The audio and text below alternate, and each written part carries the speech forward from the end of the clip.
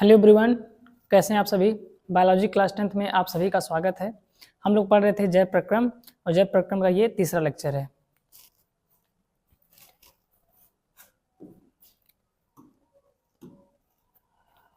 तो पिछली कक्षा में हमने पढ़ा था विषम पोषी पोषण के बारे में तथा विषम पोषी पोषण के प्रकार के बारे में, जिसमें हमने पढ़ा था प्राणी समभोजी के बारे में, मृतोपजीवी के बारे में और परजीवी के बारे में। इसके बाद हमने नेक्स्ट पढ़ा था अमीबा के बारे में, अमीबा में पोषण कैसे होता है। तो आज हम पढ़ने जा रहे हैं जो इम्पोर्टेंट टॉपिक्स हैं मनुष्य में पोषण। आज हम पढ़ने जा रहे हैं मनुष्य में पोषण, दूसरा है मानव श्वसन क्रिया, तीसरा है कोशिकीय श्वसन तथा चौथा है मानव श्वसन तंत्र। तो मनुष्य में पोषण कैसे होता है, इसमें क्या क्या सहायक अंग होते हैं, कौन कौन से एंजाइम्स कार्य करते हैं पोषण में, इसके बारे में हम जानेंगे। तथा नेक्स्ट हम जानेंगे मानव श्वसन की क्रिया कैसे होती है। ठीक, श्वासोच्छ्वास की जो क्रिया होती है, सांस लेना यानी श्वसन की जो भी, इसमें क्या डिफरेंस है इसके बारे में हम जानेंगे। ठीक, तीसरा हम जानेंगे कोशिकीय श्वसन के बारे में कि कोशिका में श्वसन की क्रिया को कोशिकीय श्वसन कहा जाता है। ये दो प्रकार के होते हैं, वायवीय श्वसन तथा अवायवीय श्वसन, इसके बारे में हम जानेंगे। चौथा है मानव श्वसन तंत्र, जिसमें हम लंग्स के बारे में चर्चा करेंगे, कुपिका जो संरचनात्मक क्रियात्मक इकाई होती है श्वसन तंत्र की, ठीक, इसके बारे में भी हम पढ़ेंगे। तो ये कुछ इंपॉर्टेंट टॉपिक्स हैं जो मुझे लगा कि बता दें आपसे। ठीक, अब हम पढ़ने जा रहे हैं मनुष्य में पोषण के बारे में। तो मनुष्य के पोषण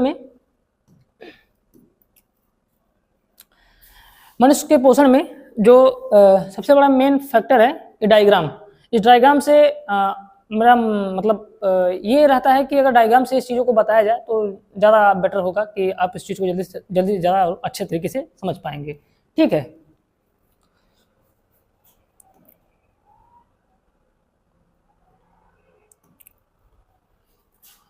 तो ये मानव पाचन तंत्र का एक डायग्राम है।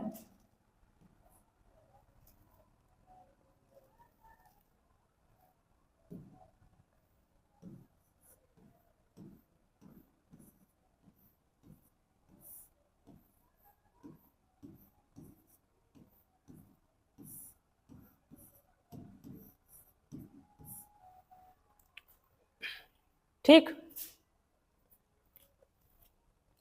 इस चित्र को जब ध्यान से देखते हैं आप हैं तो ये कान के बगल में या फिर इसके नीचे ही कहें तो पैटोर ग्लैंड्स पाई जाती है, जिसे हम लार ग्रंथि के नाम से भी जानते हैं।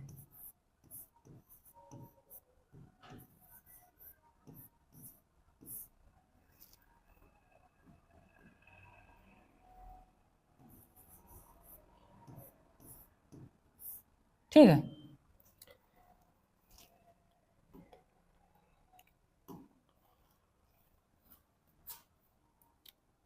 ये इसका मुख्य गुहा है।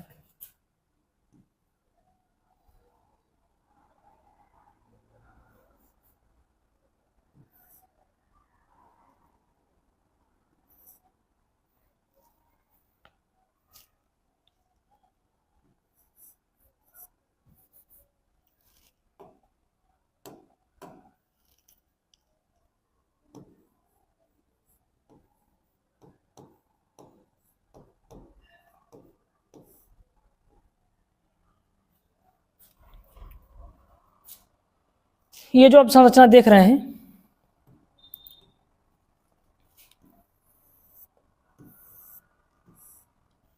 इसे ओसियोफेगस या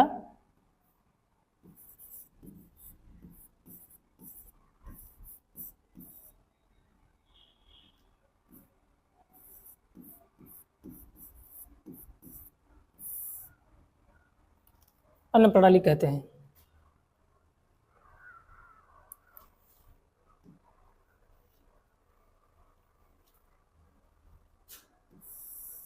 ठीक,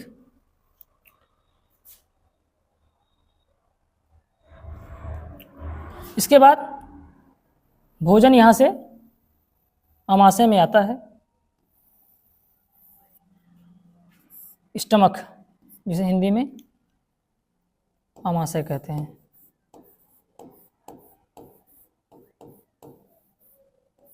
ठीक है, इसके बाद यहाँ पर ये जो संरचना देख रहे हैं आप, इसे पैनक्रियाज कहते हैं, से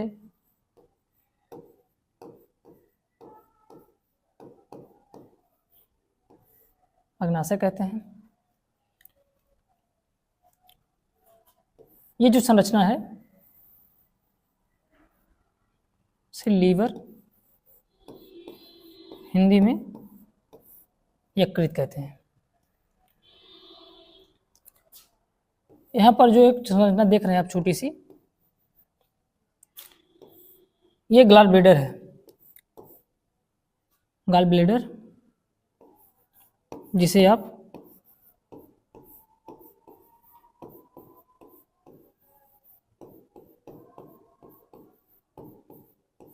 हिंदी में पित्त की थैली के नाम से जानते हैं। ठीक है,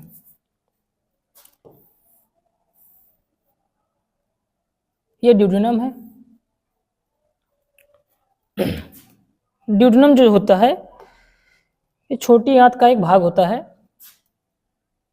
जिसे आप ग्रहणी कहते हैं। ठीक है,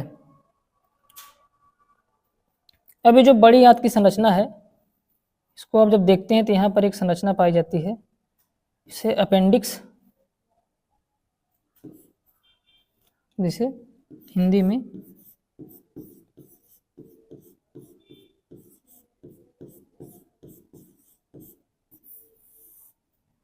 परिशेषका कहते हैं। ये जो अंदर एक संरचना है घुमावदार, यही संरचना, अंदर की जो संरचना है ये छोटी आंत है। इसे आप इंग्लिश में स्मॉल इंटेस्टाइन और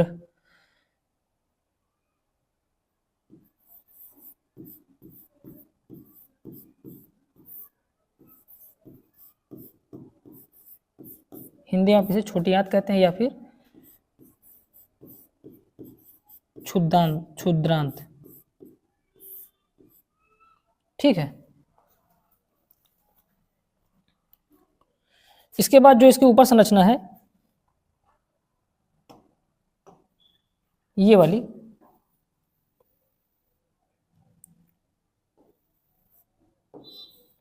इसे हम लार्ज इंटेस्टाइन, बड़ी आंत,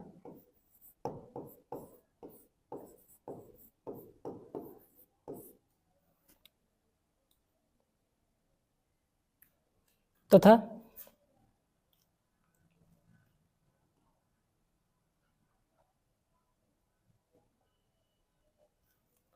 ये रेक्टम है और ये एनस है। रेक्टम को आप हिंदी में मलाशय कहते हैं, एनस को गुदाद्वार। ठीक है, इतनी बात आप सभी को समझ में आई। तो भोजन अम्मुख गुहा में जब भोजन को लेते हैं फिर क्या होता है, जो पेट्रियोड ग्लैंड्स है इसमें इसे लार ग्रंथ कहते हैं, इसमें भोजन जो लुब्धि हो जाता है। इसके बाद क्या होता है, भोजन जो है अन्न प्रणाली की सहायता से अमाशय में आता है, अमाशय से भोजन फिर छोटी आंत में, फिर छोटी आंत से भोजन बड़ी आंत में। इसके बाद फिर जो अपचित भोजन होता है क्या होता है, मलाशय और गुदा द्वारा शरीर से बाहर निकल जाता है। ठीक, ये हो गया पाचन की क्रिया। यहाँ पर आपने देखा ये मानव पाचन तंत्र का डायग्राम था। इसके बाद अब हम देखेंगे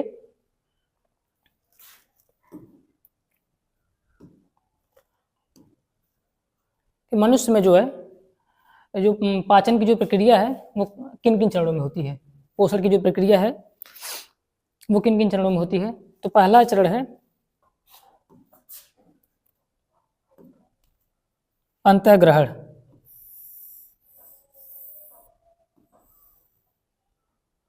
अंतःग्रहण, अंतर्ग्रहण को हम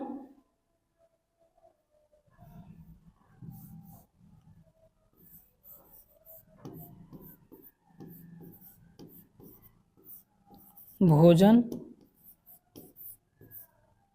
अंदर लेने की क्रिया को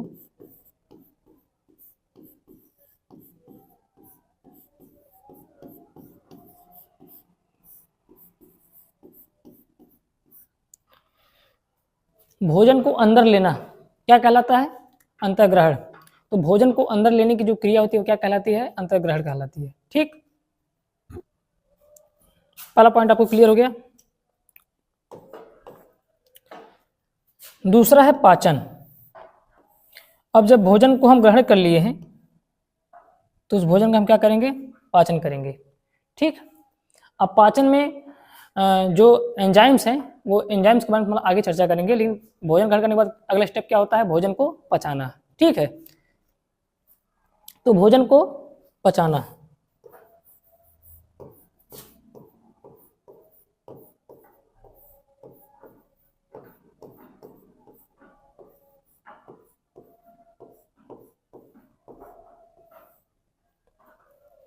ठीक है,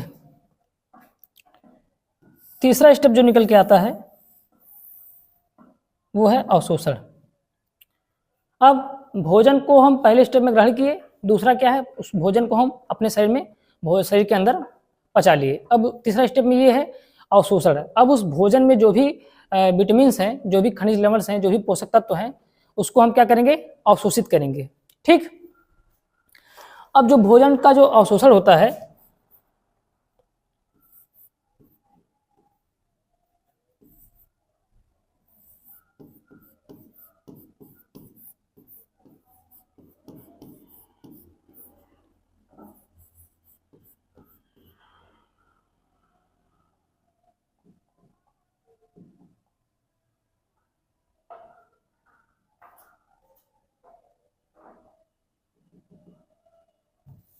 इसको इस तरह से लिख लीजिए।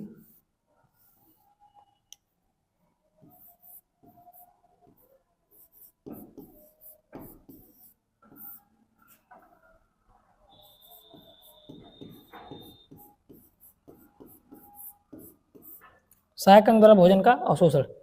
ठीक, चौथा स्टेप में है स्वांगीकरण।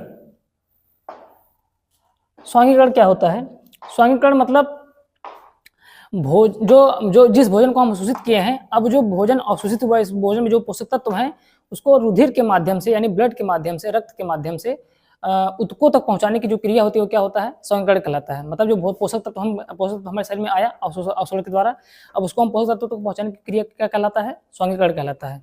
शरीर में पोषक तत्वों को, जो भी हम पोषक तत्व को प्राप्त किए भोजन से, अब उसको उत्तकों तक पहुंचा, जो रुधिर के माध्यम से उत्तकों के द्वारा उत्तक के पास पहुंचते हैं, वो क्या कहलाता है? स्वांगीकरण की क्रिया कहलाती है। ठीक है, इतनी बात आप सभी को समझ में आई?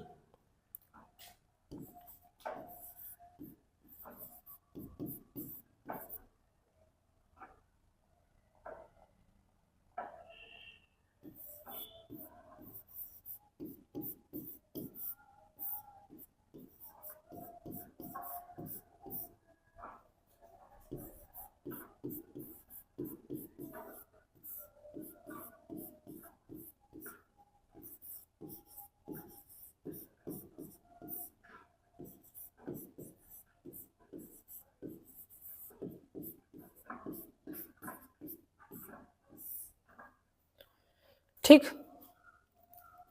नेक्स्ट स्टेप में है बहिक्षेपण। अब ये क्या होता है इसको भी जान लेते हैं। तो जो अपचित भोजन होता है, मतलब जिस भोजन को तो हम पचा लिए, फिर जिस भोजन से हमें अवशोषित किए, उससे पोषक तत्व प्राप्त हुए, वो तो ठीक है, लेकिन जो भोजन अपचित रह गया, उस भोजन को क्या करेंगे? हम उस भोजन को हम शरीर से बाहर निकाल देते हैं। तो बाहर शरीर अपचित भोजन को शरीर से बाहर निकालने की जो क्रिया होती है उसे हम क्या कहते हैं? बहिक्षेपण कहते हैं। ठीक है, तो इसको हम लिखेंगे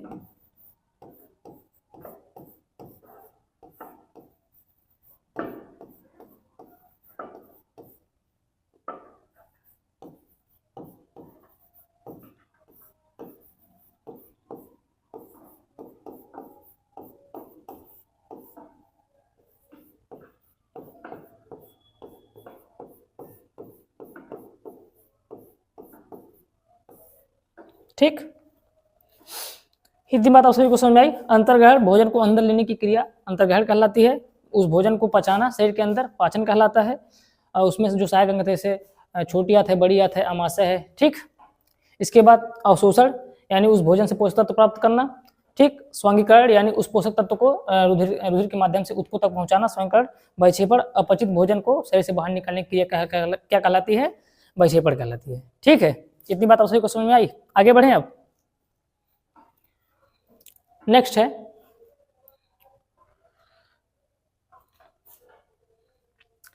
अब इसके बारे में दिया गया है कि क्रिया ये सभी क्रियाएं होती कैसे हैं। तो क्या होता है, मुख में जो क्रिया होती है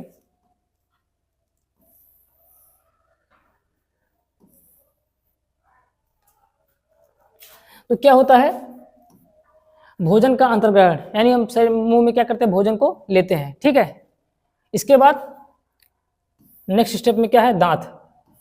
दांत से क्या करते हैं, भोजन को चबाते हैं, यानी जो भोजन के जो जटिल पदार्थ होते हैं उसको क्या करते हैं, दांत से छोटे छोटे पार्टिकल्स में तोड़ देते हैं। ठीक है,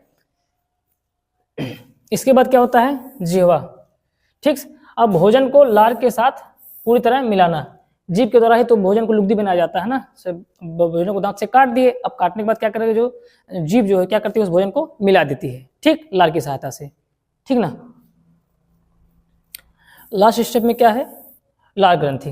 लार ग्रंथि, अब क्या होता है, तो लार ग्रंथि से निकलने वाले रस को लार रस या लार एंजाइम लार कहते हैं। ठीक है, अब ये कौन कौन सा होता है, देखो दो एंजाइम यहाँ पर होते हैं। पहला है लार एमाइलेज एंजाइम, दूसरा होता है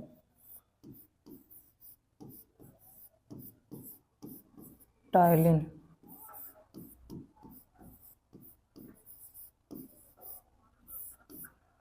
ठीक है, तो ये दो एंजाइम्स हैं जो लार ग्रंथि में पाए जाते हैं। पहला है एमाइलेज और दूसरा है टायलिन। ठीक है, हिंदी में से एमिलेज पढ़ते हैं और इंग्लिश में एमाइलेज कहते हैं। ठीक ना। नेक्स्ट है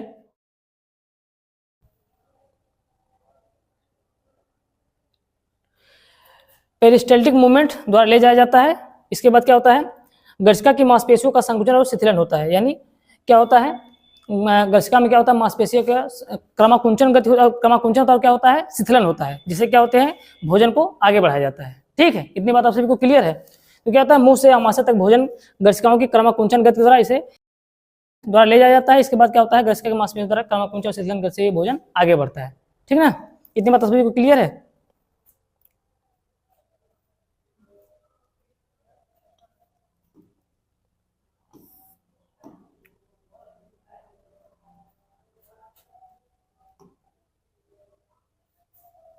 नेक्स्ट है अमाशय। तो आप सभी जानते हैं अमाशय में ग्रंथियां पाई जाती हैं और उस ग्रंथियों में भी एंजाइम पाया जाता है। ठीक है, तो इसको हम देख लेते हैं। तो अमाशय में जो ग्रंथ पाई जाती है उसका नाम क्या है, जठर ग्रंथियां। यह है जठर ग्रंथियां, और जठर ग्रंथियों से पहला जो एंजाइम निकलता है वो क्या है, पेप्सिन। क्या निकलता है, पेप्सिन। अब पेप्सिन क्या कार्य करता है, तो जो पेप्सिन है वो क्या करता है, प्रोटीन का पाचन करता है। ये पाचक एंजाइम जो है तो क्या करता है, प्रोटीन का पाचन करता है। ठीक है, इतनी बात आप सभी को समझ में आई। अमाशय में जो जठर ग्रंथियां पाई जाती है और जठर ग्रंथियों में उसमें एंजाइम प्राप्त होता है, कौन पहला एंजाइम कौन सा मिलता है, पेप्सिन। और पेप्सिन क्या कार्य करता है, पेप्सिन क्या है, प्रोटीन का पाचन करता है। ठीक, इतनी बात आप सभी को समझ में आई। नेक्स्ट हाइड्रोक्लोरिक अम्ल, ठीक, जिसे आप HCl भी कहते हैं। ठीक, ये क्या करता है, एक अम्लीय माध्यम तैयार करता है जो कि पेप्सिन की क्रिया को सहायक होता है। ये एक अम्लीय माध्यम तैयार करता है, यानी एसिड तैयार करता है, और क्या होता है, ये पेप्सिन में सहायक होता है। अब इसका क्या कार्य है, ये अम्लीय माध्यम जो बनाता है इसका क्या कार्य है, तो ये देखिए, ये जो पेप्सिन होता है ये भी एक्टिव क्रिया में है। ठीक, तो जठर ग्रंथियों से पहले पेप्सिन नहीं निकलता है, पहले क्या निकलता है, पेप्सिनोजन।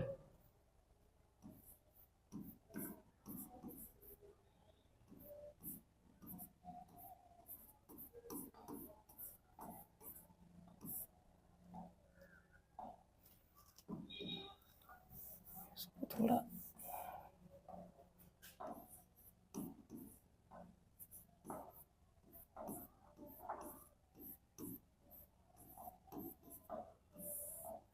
ठीक। तो जठर ग्रंथि से पहले क्या निकलता है? पेप्सिनोजन, और ये जो होता है इनएक्टिव होता है। क्या होता है? इनएक्टिव होता है। तो यही जो HCl होता है ये क्या करता है? इसको एक्टिव कर देता है, और पेप्सिनोजन क्या किस में बदल जाता है? पेप्सिन में। अब बात समझ में आई कि HCl का क्या कार्य होता है? तो HCl का कार्य यही होता है कि ये जो पेप्सिन है ये पहले पेप्सिनोजन की स्थिति में होता है, जठर ग्रंथि से पहले निकलता है, पहले पेप्सिनोजन निकलता है, और HCl जो है इसको अम्लीय माध्यम तैयार करता है, जिससे क्या होता है? पेप्सिनोजन बदल जाता है पेप्सिन में, और अब आके एक्टिव अवस्था में आता है। बात समझ में आई? नेक्स्ट स्टेप में क्या होता है? श्लेष्मा। ये क्या होता है? अमाशय के आंतरिक स्तर के अम्ल से रक्षा करता है। तो जो HCl होता है जो हमारे जो बॉडी में जो ये अम्लीय माध्यम तैयार करता है, तो जो अमाशय की जो दीवार है वो क्षतिग्रस्त ना हो, इसलिए क्या करता है? श्लेष्मा जो है इस HCl जो अम्लीय माध्यम है इससे सुरक्षा प्रदान करती है। ठीक, एक दिन बात आप सभी को समझ में आ गई। आपने देखा जठर ग्रंथियों में से 3 एंजाइम प्राप्त होते हैं, पेप्सिन, हाइड्रोक्लोरिकम और श्लेष्मा। जठर ग्रंथियों से प्राप्त होता है एंजाइम, पहला एंजाइम जो पेप्सिन है वो क्या करता है? प्रोटीन का पाचन करता है, और ये अम्लीय माध्यम ये जो हाइड्रोक्लोरिक अम्ल होता है ये अम्लीय माध्यम तैयार करता है जो कि पेप्सिन की क्रिया में सहायक होता है। तीसरा जो श्लेष्मा है वो अमाशय के आंतरिक स्तर को रक्षा करता है, जो HCl से जो अम्ल निकलते हैं उससे क्या करता है? अमाशय की दीवार को सुरक्षा प्रदान करता है। ठीक, हम आगे बढ़ें। चौथा है क्षुद्रांत। ठीक, क्षुद्रांत मतलब छोटी आंत। ठीक ना। एक मैं आपको टाइप बता देता हूं।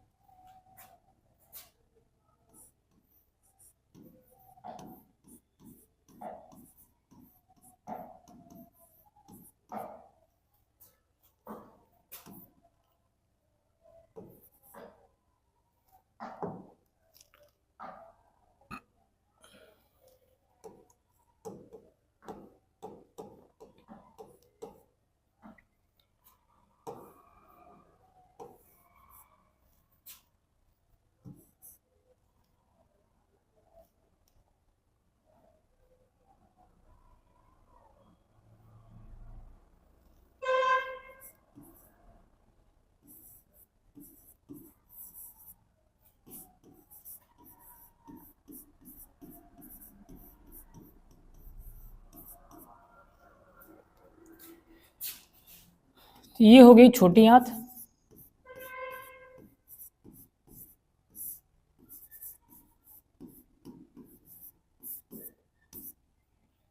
इंटेस्टाइन के भी 2 टाइप्स होते हैं, छोटी आंत, दूसरा है बड़ी आंत।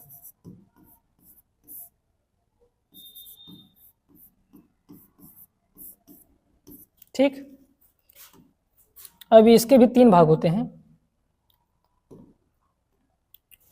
छोटी आंत में पहला होता है, नंबर 1 पर है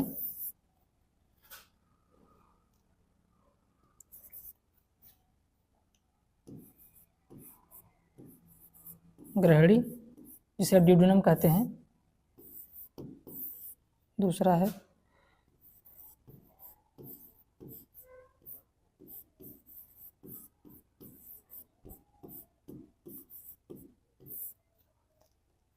तीसरा है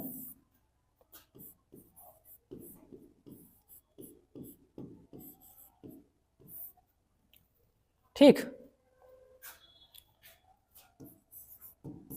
से बड़ी आंत के भी टाइप्स होते हैं। पहला है अंधलाल, अंधनाल हो गया। दूसरा है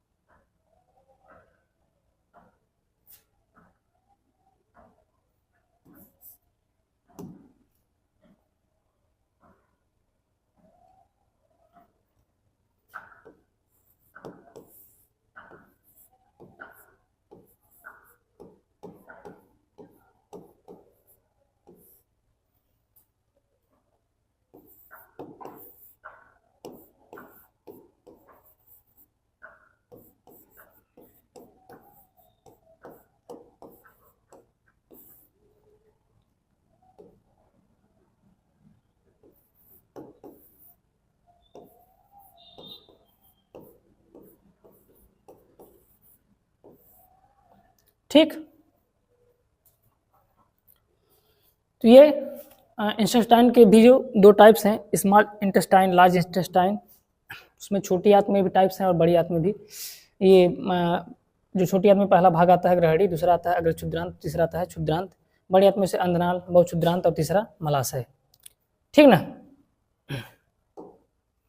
इतनी बात आप लोग जानते रहिए।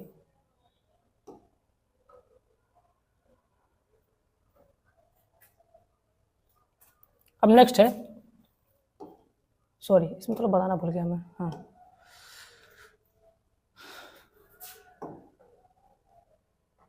ऊपर कर लेते हैं, देखने में आसानी होगी। हाँ अब क्लियर है।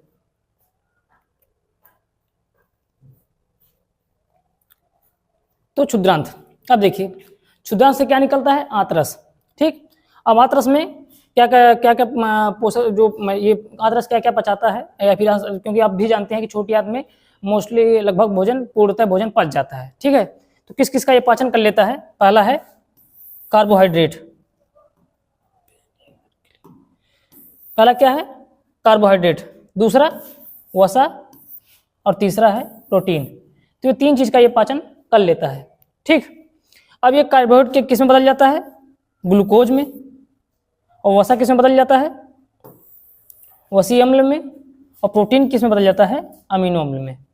ठीक है, इतनी बात आप सभी को समझ में आई। जो क्षुद्रांत होता है उससे आंतरस निकलता है, और आंतरस में भोजन का जो जो पोषक तत्व होते हैं उसमें कार्बोहाइड्रेट, वसा, प्रोटीन आदि का पाचन हो जाता है, और कार्बोहाइड्रेट जो ग्लूकोज में बदल जाती है, वसा वसी अम्ल में, और प्रोटीन अमीनो अम्ल में। ठीक भाई, इतनी बात आप सभी को क्लियर है, आगे बढ़ें। अब हम आगे देखते हैं,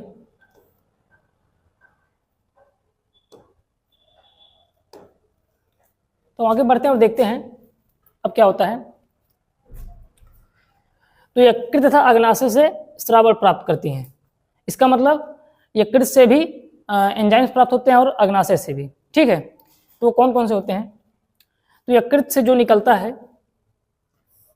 वो क्या निकलता है, पित्तरस। ठीक, यकृत से क्या प्राप्त होता है, पित्तरस, और पित्तरस में क्या पाया जाता है, पित्त लवण। ठीक है, यकृत से निकलता है पित्तरस, इस बात को ध्यान से सुनिएगा, यकृत से निकलता है पित्तरस, और पित्तरस में क्या पाया जाता है, पित्त लवण। ठीक, अब ये पित्त लवण क्या करता है, इस पित्त लवण का क्या कार्य है, तो ये जो वसा की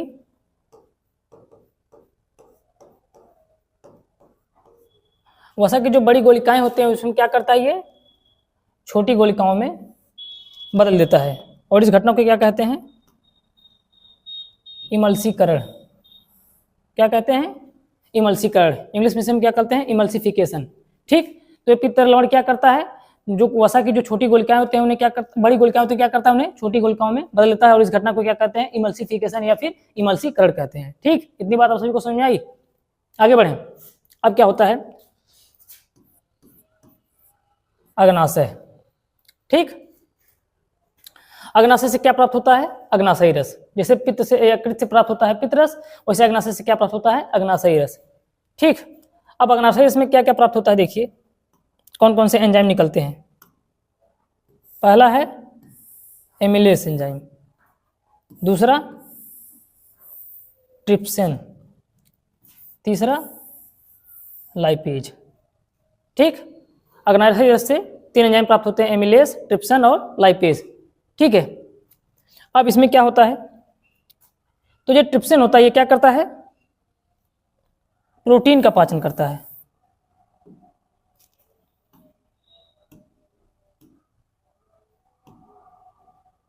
क्या करता है ये,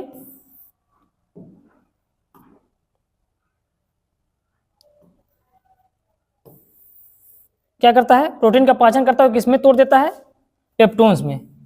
किसमें तोड़ देता है, पेप्टोन्स में। और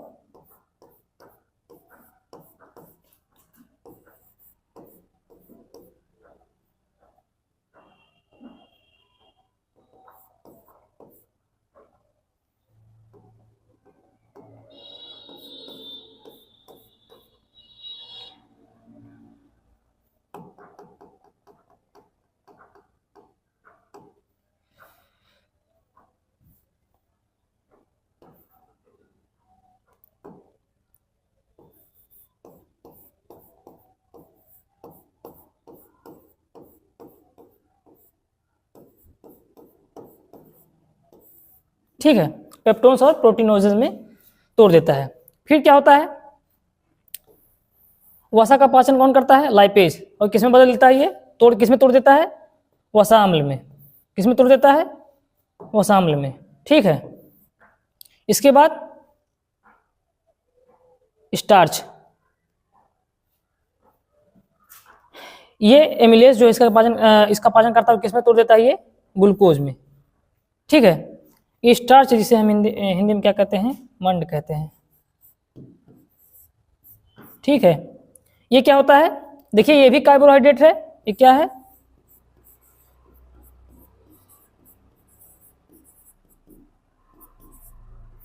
ये भी कार्बोहाइड्रेट है, और ये ग्लूकोज भी क्या है, कार्बोहाइड्रेट है। ठीक है, लेकिन ये क्या होता है, ये पॉलीसैकेराइड होता है, और जब ये एमिलेज इसका जो पाचन करता है उसको ग्लूकोज में तोड़ देता है, क्या हो जाता है, मोनोसैकेराइड। ठीक है, इतनी बात आप सभी को समझ में आई। हम आगे बढ़ें, इसमें तो कोई डाउट नहीं होगा। यकृत से निकलता है पित्रस, और पित्रस में पित्तलवण पाया जाता है। पित्तलवण क्या करता है, जो वसा की जो बड़े गुलिकाएं होते हैं क्या करता है, छोटी गुलिका में बदल देता है, जिससे आप इमल्सीकरण या फिर इमल्सिफिकेशन कहते हैं। ठीक, इसके बाद क्या होता है, अग्नाशय से निकलता है अग्नाशयी रस, और उसमें आप तीन एंजाइम निकलते हैं, उसके बारे में देख लिया। ठीक, इसके बाद क्या होता है, इन सभी एंजाइम से किसका किसका पाचन होता है इसके बारे में आपने देख लिया। ठीक है, ट्रिप्सिन से प्रोटीन का, लाइपेज वसा का, एमिलेज से स्टार्च का। ठीक, एमिलेज, ट्रिप्सिन और लाइपेज। ठीक, इतना बात आप सभी को समझ में आई।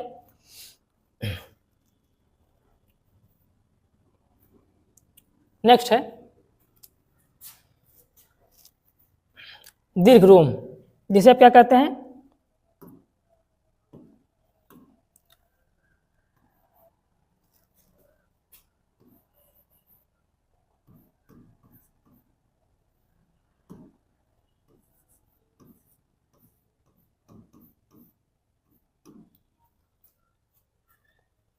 इसे क्या कहते हैं, माइक्रोविलाई। ठीक है, ये अंगुली नुमा संरचना होती है। ये क्या करता है, अवशोषण का सतही क्षेत्रफल बढ़ा देता है। जैसे कि आपने छोटी आंत को जब देखा होगा, छोटी आंत की जो संरचना है इस तरह से घुमावदार संरचना है। ठीक है, तो ये भोजन जो है इसमें से धीरे धीरे धीरे धीरे धीरे मूव करते हुए आगे जाएगा। ठीक, लेकिन जो ये दीर्घरोम है माइक्रोविलाई क्या करता है, अब जैसे कि इसको इस तरह समझिए, जैसे कि मान लीजिए एक सीधा रास्ता है, आपको उस रास्ते पे जाना है, तो अगर आप किसी भी साधन से आप हों, लेकिन आप उस पर सीधे रास्ते पर आप बहुत जल्दी ही पहुंच जाएंगे। ठीक है, लेकिन यदि आपके रास्ते में बहुत ज़्यादा संकर हो और मतलब मुलान ज़्यादा हो, ठीक है, उस रास्ते पर आप जाएंगे तो आप थोड़ा टाइम लगेगा जाने में। ठीक है, तो ये क्या होता है, जो छोटी आंत होती है उसमें घुमावदार संरचना होती है। तो जो माइक्रोविलाई जो दीर्घरोम होता है क्या करता है, उसको क्या करता है, जो भोजन होता है, भोजन को क्या करता है, उसका क्षेत्रफल बढ़ा देता है, उससे उसके जो पोषक तत्व क्या कर लेता है, अवशोषित कर लेता है। तो उसका मेन काम क्या है, भोजन का अवशोषण, यानी जो भी भोजन से पोषक तत्व उसको क्या कर लेता है, अवशोषित कर लेता है, और उसका क्षेत्रफल क्या करता है, उसका बढ़ा देता है, ताकि उसमें जितने भी पोषक तत्व उसको क्या करिए, अवशोषित कर ले। ठीक है, इतनी बात आप सभी को समझ में आई। दीर्घरोम का क्या कार्य है, दीर्घरोम का यही कार्य है कि भोजन में जो पोषक तत्व है उनको क्या करना, अवशोषित कर लेना। ठीक है, इसलिए क्या करता है, उसका क्षेत्रफल बढ़ा देता है। इतनी बात आप सभी को समझ में आ गई। आगे बढ़ते हैं।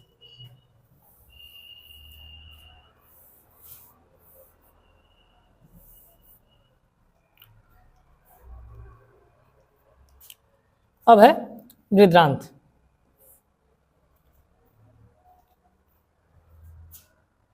एक चीज यहाँ पर कर लीजिएगा,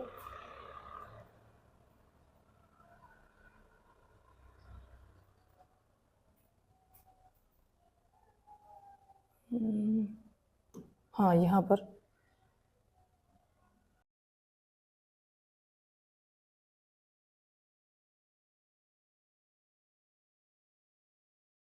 इसको कट कर लीजिएगा।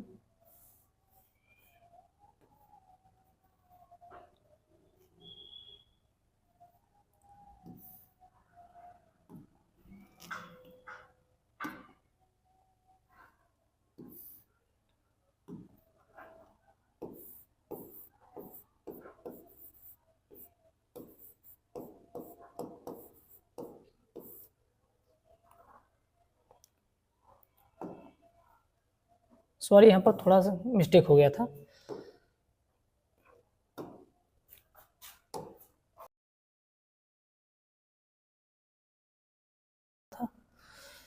हाँ देखिए, अब क्या है, वेदांत। अब ये क्या होता है, जल का अवशोषण एवं वज्र पदार्थ। वज्र पदार्थ किसे कहते हैं,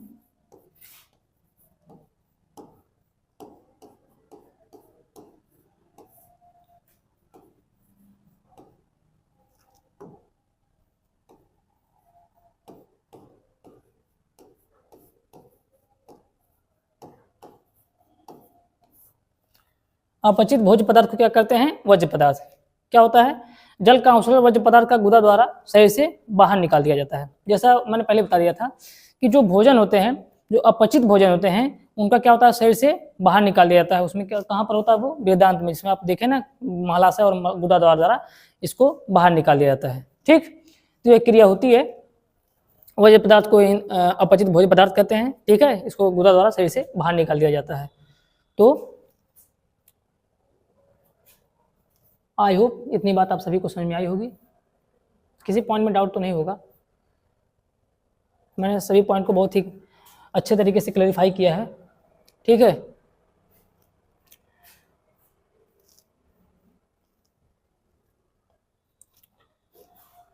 तो ये जय प्रक्रम का लेक्चर नंबर 3 है और हम लोग पढ़ रहे हैं जय प्रक्रम। आज के सेशन बस इतना ही, और आप लोग अच्छे से पढ़ाई करिए। जितने भी नए छात्र हैं वो पिछली क्लास को अवश्य देखें, क्योंकि पिछली क्लास को जब देखेंगे तभी अगली क्लास आपको समझ में आएगी। ठीक है, इसी तरह चैनल पे बने रहें और आप मेहनत करते रहें, क्योंकि आपकी परीक्षा बहुत जल्द आने वाली है। इसका जो PNG है ये हमारे टेलीग्राम चैनल विकास ट्यूटोरियल एजुकेशनल इंस्टीट्यूट पर आपको मिल जाएगा। ठीक है, इस तरह से मेहनत करते रहें, पढ़ाई करते रहें। तब तक के लिए बहुत बहुत धन्यवाद।